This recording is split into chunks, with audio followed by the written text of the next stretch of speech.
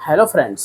आज के वीडियो में हम बात करेंगे एक्टोपिक प्रेगनेंसी के बारे में। ये एक्टोपिक प्रेगनेंसी क्या है? प्रेगनेंसी जो है बोल सकते हैं कि ह्यूमन फीमेल के अंदर एक कॉमन फेज है जिसमें कि वो अपने जो है संतान उत्पत्ति के लिए जो है तैयार होती है, संतान उत्पत्ति के लिए तैयार होती है प्रेगनेंसी के फेज में। तो आप जो है इसको कह सकते हैं एक्टोपिक प्रेगनेंसी एक तरह से मेडिकल में एक इमरजेंसी कंडीशन है जिसमें कि फर्टिलाइजेशन जो है आपके फेलोपियन ट्यूब में ना होके उसके अलावा किसी दूसरे जगह की आप मान सकते हो उसमें हो जाता है, जिसमें फेलोपियन ट्यूब के अंदर हो जाएगी।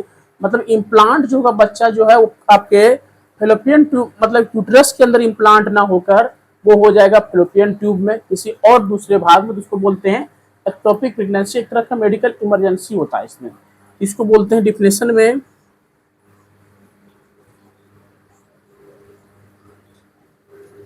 implantation of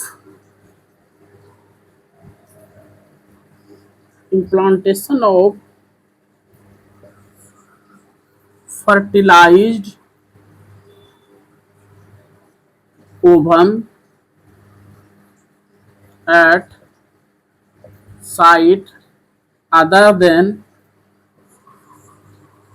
uterus. यूट्रस के अलावा जो है यूट्रस, इसको ओम भी कहते हैं, इसके अलावा अगर कहीं दूसरे जगह हो तो हम लोग उसको बोलते हैं एक्टोपिक प्रेगनेंसी। कॉमन साइट क्या हो सकते हैं? कॉमन साइट हो सकते हैं कॉमन साइट हो सकते हैं ट्यूबल प्रेगनेंसी, मतलब फेलोपियन ट्यूब ये हो सकते हैं जिसमें 3 पार्ट होता है।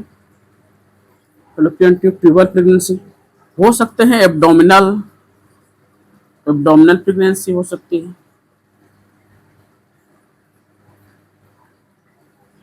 वेजाइनल प्रेगनेंसी आपको जो है सर्वाइकल प्रेगनेंसी हो सकती है।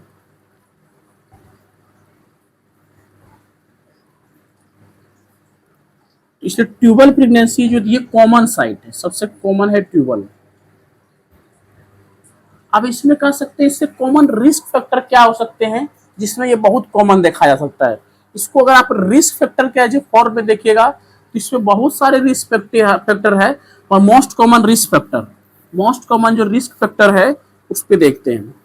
रिस्क फैक्टर इसमें कह सकते हैं उसमें ज्यादा कॉमन है रिस्क फैक्टर में एब्सेंस ऑफ मेंस्ट्रुएशन। एमनोरिया जो है, अगर एमनोरिया अबाउट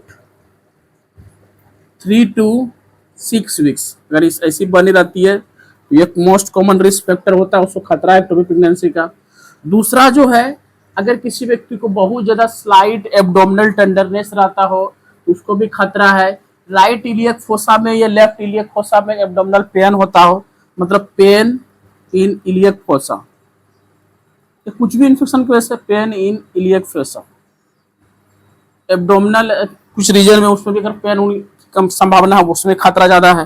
अगर किसी व्यक्ति को यहाँ पे नोजिया और वोमिटिंग लगातार बना रहता है, नोजिया वोमिटिंग, ये तो सेकेंडरी काउज होता है लेकिन मेन कारण जो है एमनोरिया, ये सब घटनाएं अगर किसी व्यक्ति को ज्यादा है। पेन इलियक फोसा में सभी जो होते हैं। एज ग्रुप जो होते हैं लगभग आप बोल सकते हैं 25 से 30 वर्ष की आयु में जो बहुत ज्यादा कॉमन फैक्टर रहता है।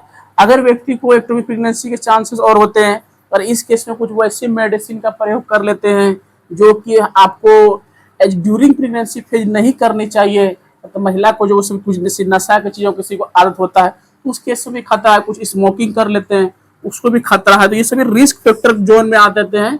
इसलिए इन चीजों से आपको सावधान रख के जो है अपने जीवन दिनचर्या को आगे बढ़ाना चाहिए। एक्टोपिक प्रेगनेंसी की ये आपके डिफिनेशन और ये रिस्क फैक्टर हो गए। अब जो आते हैं कि इसके बाद इसके क्लिनिकल फीचर क्या हो सकते हैं, इसके मैनेजमेंट में आपको करना क्या है, नेक्स्ट वीडियो में हमारे सेकंड पार्ट इसका आएगा।